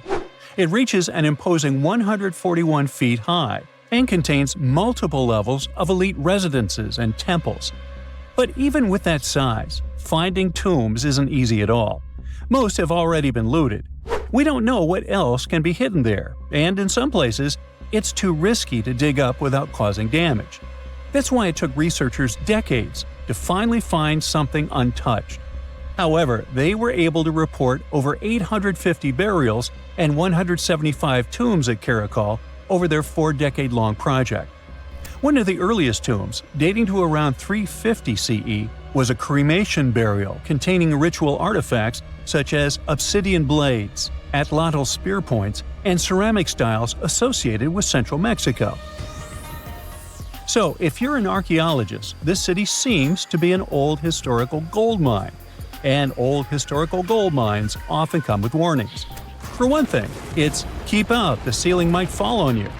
Besides, even though scientists are excited about this discovery, if the king can really walk between realms, he's probably annoyed by all this. So, what happens now that the king's eternal rest has been disturbed? Well, by opening and stepping into the tomb of Tekhab Shak, archaeologists basically stepped into a sealed sacred place. Maya tombs weren't just holes in the ground with a fancy coffin. They were sealed like cosmic vaults, locked up with stone, soil, and sometimes elaborate closing rituals. The goal was to mark the end of their use and protect what was inside.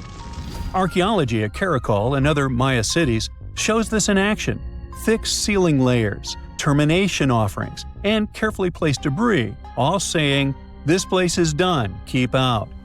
Today's archaeologists still treat them that way, working under Belizean laws and cultural protocols, making sure they explore with respect for what these spaces meant to the people who built them. However, it's eerie to think about mythology and whether King Shak is going to haunt the archaeologists. I guess we'll see. They shouldn't be afraid because he's old and has no teeth. Maybe he will annoy them with rain. He's named after a rain deity, after all, and we still don't know about his true power level. The Mayans were a fascinating civilization, and their structures are still among the most mysterious ones you can find. Despite being isolated from the known world, they also built pyramids without cranes, mapped stars without telescopes, and knew how to bury a king. Karakol is full of secrets: a hidden tomb under another tomb, a toothless king with a scary-looking mask and a deity's name. Almost unbelievable. And amazingly, there is still stuff being found. So maybe it's not too late for me after all. But first, let's see the aftermath of this curse, huh? In 1969, 2 brothers went fishing on the Altamaha River in the Clark's Bluff area. They cast their fishing rods, ready to wait for some fish to bite their bait. But at that moment, they saw something strange. At first, they thought it was a sturgeon. But then, they saw that the length of this sturgeon was about 13 feet, almost as tall as 2 basketball players.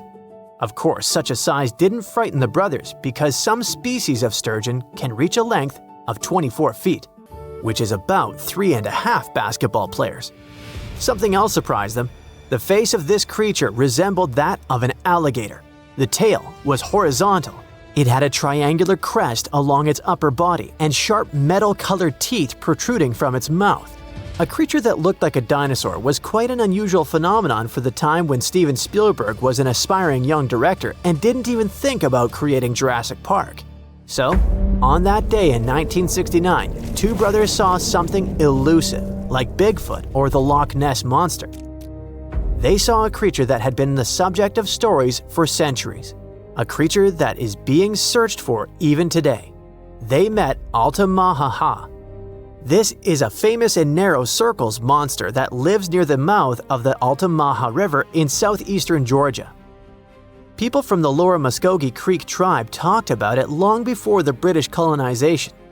In ancient times, there were legends about a snake-like lizard that bellowed and hissed. So this monster has already been elusive for several centuries. But do you know what distinguishes Altamaha from Nessie, Chupacabra, and others? Yes, there are no bad quality photos or videos of Altamaha, but there's a huge amount of evidence from different periods. For the locals, Altamaha is so real that one artist created a detailed statue of this river beast. Of course, it's not accurate because it's based on eyewitness accounts. But you'll probably agree that it would be scary to see such a cute animal in the middle of the river while fishing. Almost all the stories are about a creature without hind limbs, but with front flippers, which swims like a dolphin, has a crocodile face, big eyes, and large, sharp teeth. It's gray or green with a whitish-yellow belly and a bony crest on its crown. And most interestingly, people have seen this creature in different sizes. Of course, when you see an unknown dinosaur-like thing, you can exaggerate its size or estimate it incorrectly, which explains the difference in statements. But there's also a probability that Georgia is home to a big family of Altamaha. One of the first people to see this creature and report it to a local newspaper was Captain Delano. On his schooner Eagle, he was sailing near St. Simon's Island, below the mouth of the Altamaha River, when he saw a creature about 70 feet long, which is almost twice the size of a school bus. Its body was like a barrel, and its head was like that of an alligator. It's possible that the captain greatly exaggerated the size of the monster because of the excitement, but several other people who were with him in the boat confirmed his words. From that moment on, reports of the river monster began to appear more often. Someone saw it flashing along the river. Others saw how it behaved defensively towards people. And some people reported that Altamaha was just basking in the sun. Just imagine its displeasure. Not only fishers met Altamaha. In the 20s of the last century, lumberjacks were crossing the river and saw a huge snake-like monster. In 1935, a group of hunters saw a creature they called a giant snake. In the 1940s, Boy Scouts encountered a similar creature. And in the 1950s, two employees from Reedsville State Prison saw it.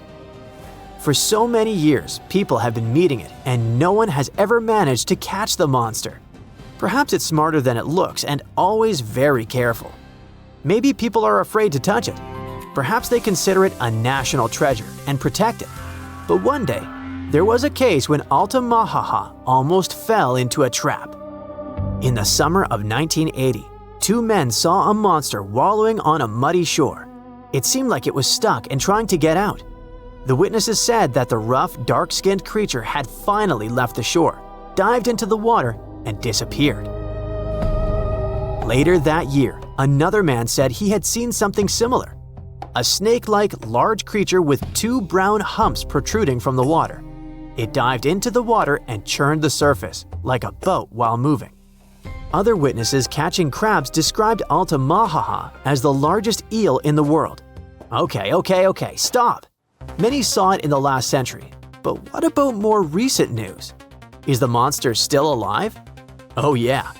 In 2002, a man was pulling a boat upriver near the town of Brunswick when he noticed something large, 20 feet long and about 6.5 feet wide, breaking out of the water. In 2010, a photographer caught something strange on camera floating along a canal in the city of Darien. And these cases are just the ones we know about. Surely, many people have seen this thing but haven't talked about it in newspapers or on the internet. If you don't believe these stories, you can go to Darien, get on a boat, and ride along the river to see this monster with your own eyes. Yes, according to reports, this creature always tries to avoid people. It's very cautious, but all the same, you should not get too close to this water lizard twice the size of a school bus. Go to the Museum of Darien to take a photo of the Altamaha statue. There are also souvenirs with the image of this monster. But let's assume that you or someone else managed not only to take a clear photo of the Altamaha, but also catch it. What is the next course of action? What are you going to tell the world, and how will the world react to it? What will happen to the poor animal, surrounded by millions of flashes from reporters' cameras? Will people make a show out of it or send it to a lab? Fortunately, in 2001, scientists already developed an action plan. This plan was drawn up by Scotland's nature agency, NatureScot, since they had concerns about the Loch Ness Monster. At some point, it became too popular and too many people tried to catch it, so the agency became concerned about saving the life of the famous creature.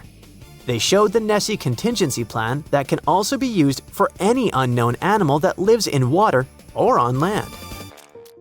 According to the plan, if the ancient lizard is captured, scientists should take its DNA sample and just release it back into the wild. Fair enough.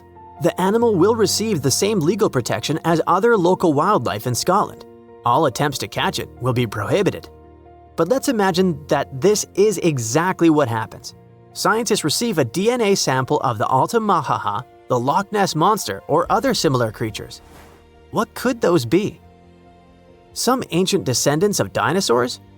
For example, the plesiosaur looks like a distant relative of these monsters. It's huge and has a long neck and a toothy mouth. What if it managed to survive and reach the Altamaha River?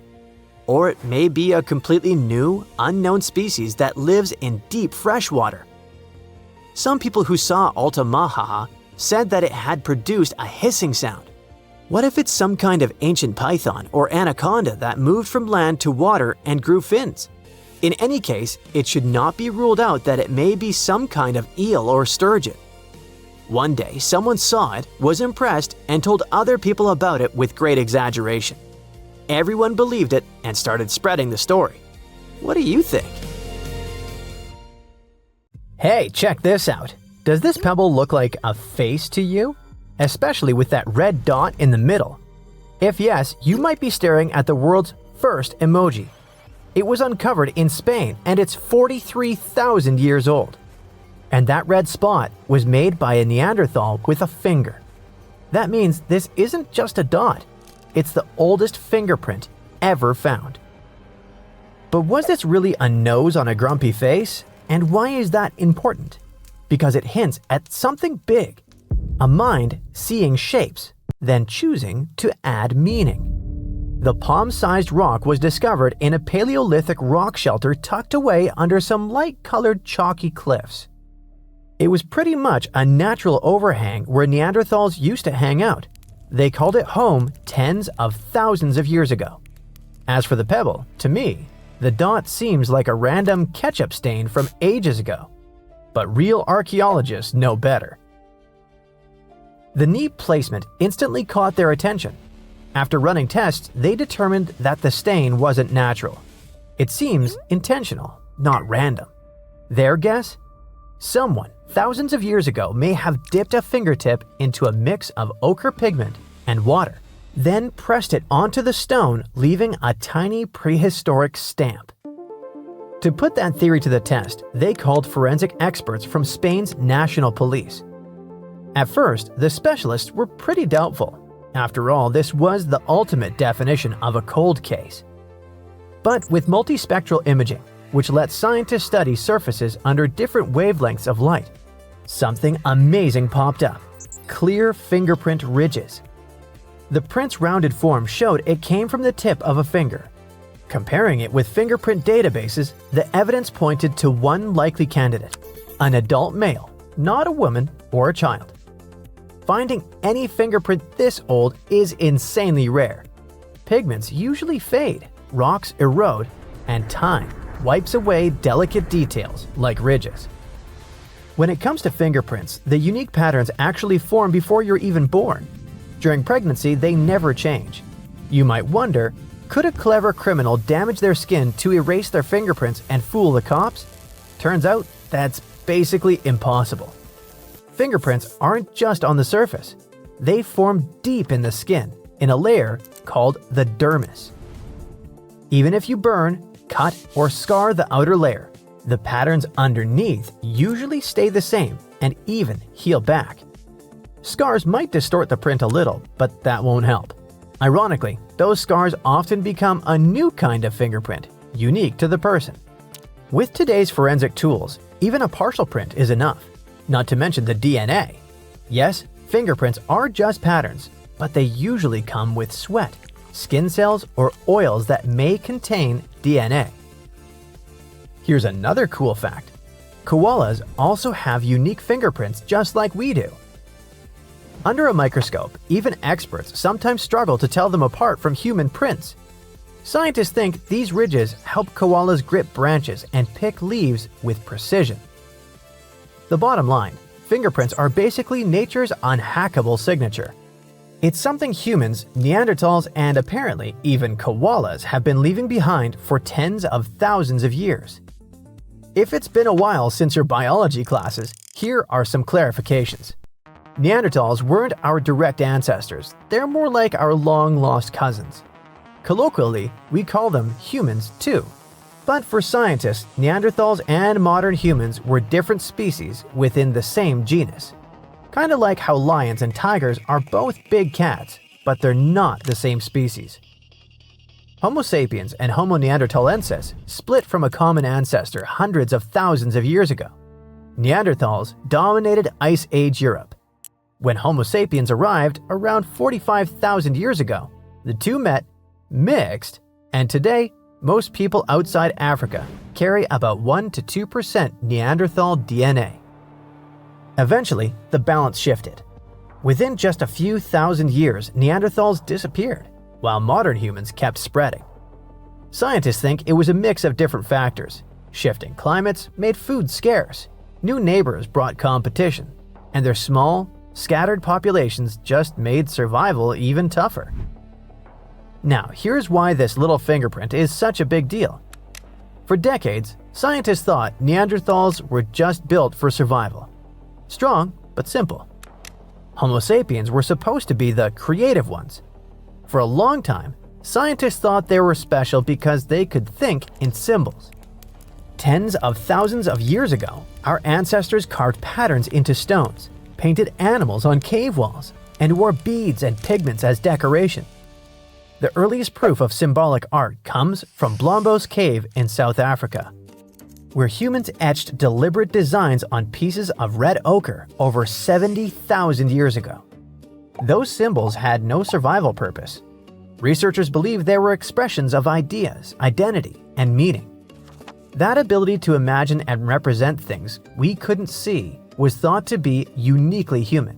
But this one tiny red dot on a stone challenges that idea. See, the stone already looked like a face, and someone all the way back deliberately pressed a red nose right where it should be. That's symbolic thinking. That could mean that Neanderthals weren't just making tools and hunting mammoths. Perhaps they were able to imagine things. And this isn't just the only clue. This fingerprint is part of a growing pattern that shows Neanderthals were way more like us than we ever believed.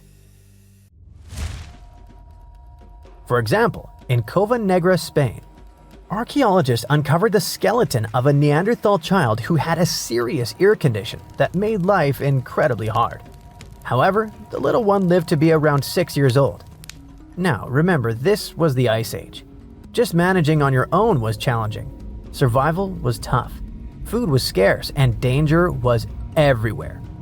Yet, someone made sure that the child was looked after, fed, and kept safe. Scientists believe that this shows a trait of compassion, something we once believed only our species was capable of. In Iraq, scientists found a Neanderthal skeleton sprinkled with flower pollen. Sounds random. Maybe not. Some believe it was part of a funeral ritual, like the world's first floral tribute. If that's true, Neanderthals weren't just surviving, They were remembering and honoring life. Neanderthals were apparently quite resourceful. Around 176,000 years ago, they were stacking stalagmites into neat circles in Bruniquel Cave in France. Was this some kind of ritual or just curiosity? Maybe this means that they had the idea of planning and changing their surroundings. Then, around 130,000 years ago, they took eagle talons and turned them into jewelry in Croatia. Yep, early bling. This suggests they were into looking good and possibly showing off a bit socially. There were no sewing machines back then, but Neanderthals had stone scrapers and even bone needles. With those, they crafted animal skin outfits that were perfect for the freezing Ice Age climate. When you step back and consider all of these, that tiny red fingerprint isn't just a mark on stone. If it was meant to represent a nose, it's part of a much bigger story. Neanderthals cared for one another, crafted tools and clothing, created jewelry, painted on cave walls, and built mysterious structures deep in caves. Basically, they were thinking a lot more like us than we used to imagine. And here's the fun part. What if that little red dot wasn't meant to be a nose at all? Maybe it was a joke, a charm, or just a doodle. Heck, it could have been the first face meme scratched onto rock. Whatever it was, unless it really was an accident, it shows imagination. So the next time you send an emoji, remember that Neanderthals had the same idea. Personally, I like that it's a grumpy one, but at the very least, we now have the oldest fingerprint ever discovered. That alone is extraordinary. But add the fact that the print was placed right on a stone that already resembled a face, and suddenly, the questions multiply.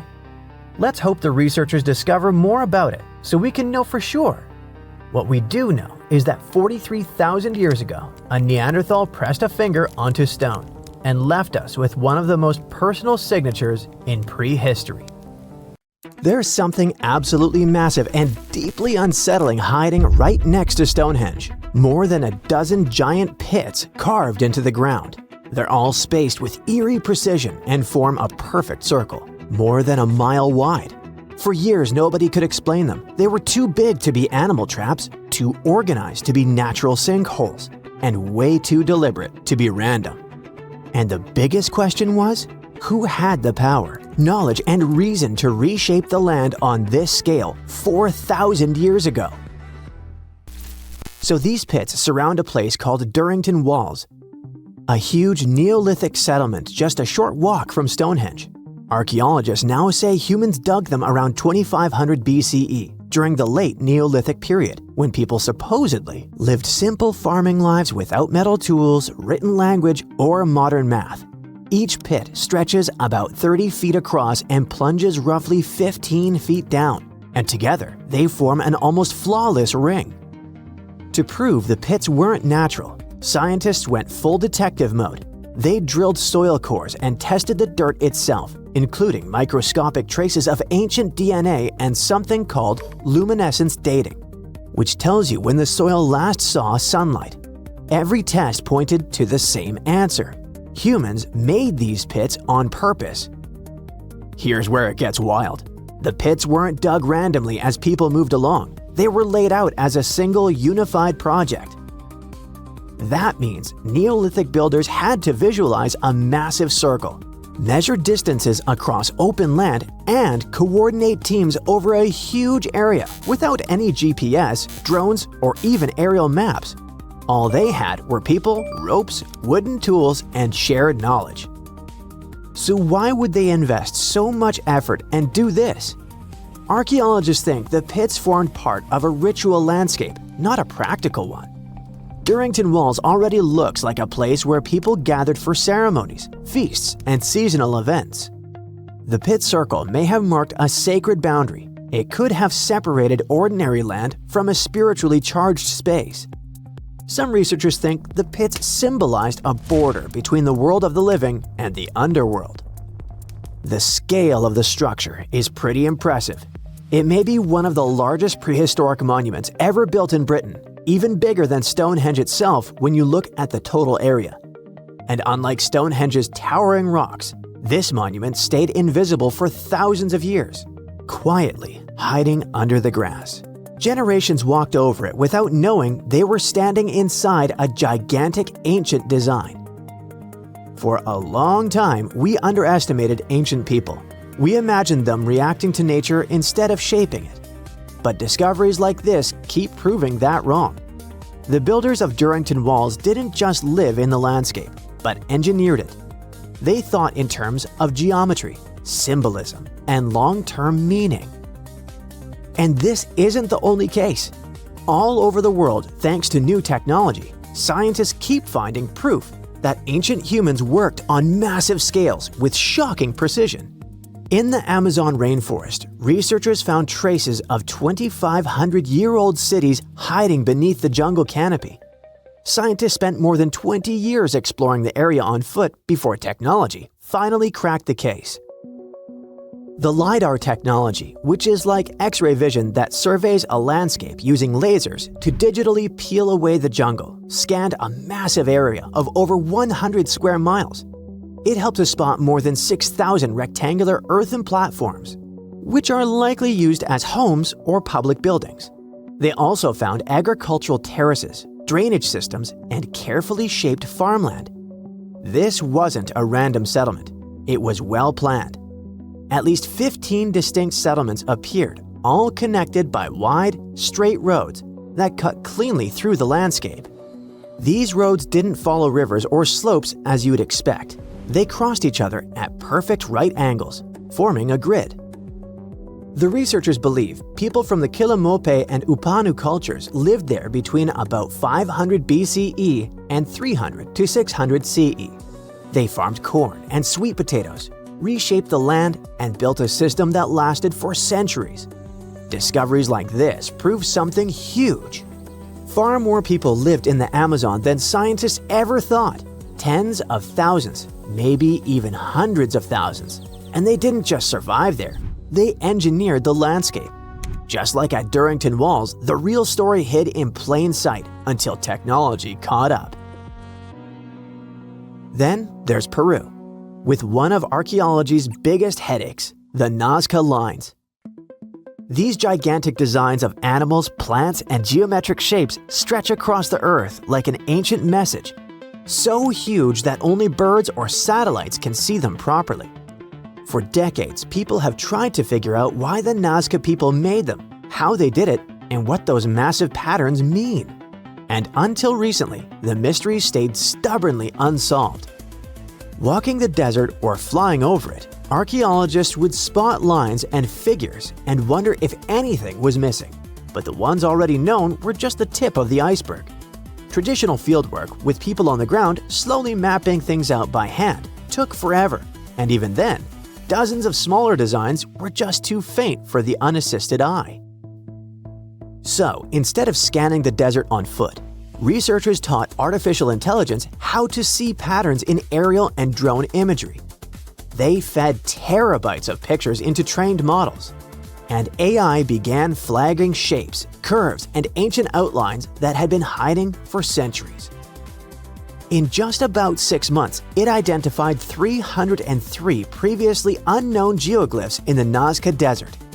It almost doubled the number of figures we knew before and showed entire classes of designs.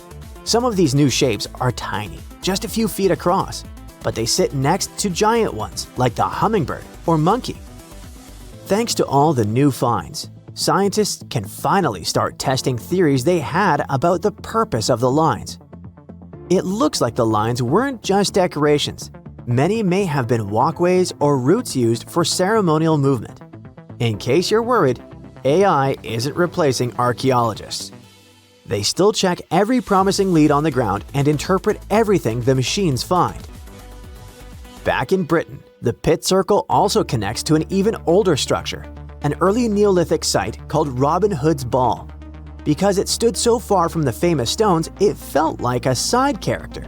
But it turns out Robin Hood's Ball is from around 3600 BCE, which makes it about 500 years older than Stonehenge itself. It's what archaeologists call a causewayed enclosure, which sounds fancy but really means a big circular earthwork made of ditches and banks. Instead of one clean trench, the ditches are broken into short segments with little gaps in between. And instead of keeping people out, it probably brought them together. Archaeologists think these enclosures worked as gathering places, spots for meetings, feasts, rituals, and social bonding among the first farming communities. Then came the twist no one expected. While preparing land at Lark Hill, a hillside northeast of Stonehenge, for new military housing, archaeologists found signs of another causewayed enclosure. This discovery flipped the map upside down. The landscape wasn't growing outward from Stonehenge, it was already alive long before the stones ever went up. As researchers dug deeper, they found hundreds of flint tools, beautifully made leaf-shaped arrowheads, chunks of human skull, and pieces of antler, likely used as digging tools. Then came the pottery. Different styles showed up in different places, some from the enclosure ditches, others from nearby pits. That matters because pottery styles often act like cultural fingerprints. The mix suggests something big. Different groups of people were visiting the same place and brought their own traditions, tools, and objects with them. All of this changes how we see Stonehenge. The stones didn't appear out of nowhere. They rose in a landscape already loaded with meaning, memory, and movement. Every new discovery like the ones near Stonehenge, in the Amazon jungle and Peru, forces archaeologists to rewrite textbooks and the whole world to rethink the idea of progress. It turns out that ancient people made up for the absence of steel and electricity with observation, creativity, and shared meaning. For centuries, the whole world was wondering how the giants of Easter Island moved around. Maybe powerful chiefs ordered big groups of workers to haul them, or the elite controlled special statue-making quarries. But now we finally know the people of Rapa Nui didn't drag their moai statues into place like lifeless logs. They made them walk. Scientists looked at nearly 1,000 moai, checked their shapes, proportions, wear patterns, and the gentle forward lean and curved base that many statues have. And then it struck them. Those details weren't accidents, but engineering. The forward lean shifts the center of gravity, and the curved base lets the statue pivot like a pendulum. Once the motion starts, inertia helps carry each step. Think of it like walking an enormous stone toddler using ropes and balance. To prove this right, the research team built a 4.35-ton replica. The real statues were around 13 tons, and some weighed up to 80 tons. With 18 people on the ropes, they walked the statue about 300 feet, about the length of a football field, in 40 minutes. That's faster and easier than dragging something flat across logs or rollers. The old roads of Rapa Nui also help the process. They're about 14 feet wide, and the way they curve inward makes them perfect to keep a statue steady while it walks forward. Every time the islanders moved a moai, they weren't just walking it, but they were literally shaping the road as part of the job. When you look at the island's landscape today, you can actually see these paths crisscrossing each other, sometimes running side by side like alternate routes. The ancient workers were likely clearing a stretch of ground, moving the statue a bit, clearing a bit more, then rocking it forward again in a specific rhythm. It looks like they spent just as much time prepping the road as they did moving the statue itself. So, the ancient Rapa Nui didn't need thousands of workers or modern machinery, and it all worked with just ingenuity, rhythm, teamwork, and clever design. Their transportation wasn't the only moai mystery. People knew the statues were meant to honor important chiefs, but no one could explain why the ancient islanders picked those exact spots for them. Most of the moai sit right along the coastline, almost like they're guarding the island. So a team of scientists took a closer look at those locations, and the answer turned out to be all about water. Easter Island's volcanic soil is super porous, which means it soaks up rainfall quickly. Because of that, there weren't enough rivers or streams, and the island ended up with very limited fresh water. Hundreds of years ago, the people survived thanks to groundwater discharge. Basically, water stored deep underground in layers of rock or soil called aquifers eventually rises up to the surface on its own. When that water bubbled up near the coast, it mixed with seawater, but the mix stayed fresh enough to drink. The locals collected it right from those coastal spots, and that's exactly where they built the moai. They weren't just decorating the coastline, they were marking the island's most essential source of fresh water. Now, most of the moai bodies were made from volcanic tuff, a soft, easily carved stone, and most of the statues were carved in one quarry inside an ancient volcano. In October 2023, a wildfire tore through the quarry, and everyone who cares about Rapa Nui got really concerned about whether the site would survive future disasters.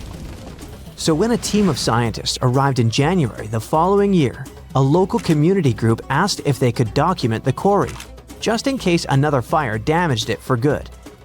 The geographers jumped at the chance and launched about 30 drone flights over the quarry. Flight after flight, they collected an incredible 22,000 photos. After that, they spent months running those images through computer software that stitched every piece together into a single, hyper-detailed 3D model. Now anyone in the world can explore Ranu Raraku, one of Easter Island's most important quarries, without even setting foot on the island. Of course, the 3D model isn't just an online tour platform. The team noticed that there were several workshops inside the quarry, and carving techniques changed from one site to another. So there wasn't one chief who told them how to do it, but rather each spot worked like its own workshop that was tied to a specific family clan. This could also be another proof that the moai could move with far fewer people than anyone once believed, probably around 20 to 50. That's roughly the size of an extended family or small lineage group on Easter Island. Most statues were carved while lying on their backs from the top down. In the most common method, the carvers focused on the face first, shaping the eyes, nose, and mouth, and then carved the outline of the head and body around those features. The second method flipped that order. They carved the entire block into the basic shape of a moai first and didn't add any details until later. And in a few rare cases, the carvers went at the stone from the side and worked straight into a nearly vertical cliff, which must have taken some great skill. And just when researchers mapped over 1,000 moai and thought they knew them all, the island threw them a curveball. In the middle of a dried-up lakebed, a place no one expected anything, another statue appeared in 2025. It was the first statue found in a lakebed before, and it might not be the last. For at least 200 or 300 years, the laguna was almost 10 feet deep, so it would be impossible for humans to build or put a statue on the bottom. Scientists think the moai are over 500 years old. It's possible that the Rapa Nui people who built them probably brought the statue here when the lake was dry in the past. The new find turned out to be slightly over 5 feet tall, which is smaller than the other statues on the island. As the region continues to dry out, the lakebed has started revealing what it's been hiding for who knows how long. More statues could be tucked under those thick reeds that grew over the lake for centuries. Now that the water has receded, scientists might be able to use ground-sensing tools to detect what's buried beneath the surface. While researchers keep studying the statues and solving their mysteries, nature is playing against them. A new study shows that by 2080, seasonal waves could push far enough inland to hit some of Easter Island's massive moai statues. These stone giants have stood through everything: harsh sun, relentless wind, pounding rain, lichen slowly creeping across their surfaces, and even wildfires. But rising sea levels already threaten the island's coast, and the moai now face a danger bigger than anything they've endured before. Researchers built a super detailed digital model, a digital twin of a bay on the island's southeast coast. They ran a bunch of simulations to see how different sea level rise scenarios would change the way waves move through the bay. The results of these simulations showed that waves could start reaching the site's 15 moai by 2080, and then of the most recognizable and photographed statues on the island could end up flooded. This spot sits on a big ceremonial platform and draws more visitors than almost any other moai spot on Rapa Nui. And the danger doesn't stop there. dozens of other important cultural features nearby are also in danger. Ancient dwellings, petroglyphs carved into stone, burial sites, old rock gardens. Basically, the entire physical memory of Rapa Nui's cultural history. If the island doesn't manage these risks, it could even lose its UNESCO World Heritage status. Now that researchers understand the threat more clearly, they want to use this knowledge to help protect the island. Scientists hope to collaborate closely with local communities to safeguard Rapa Nui's cultural heritage for future generations.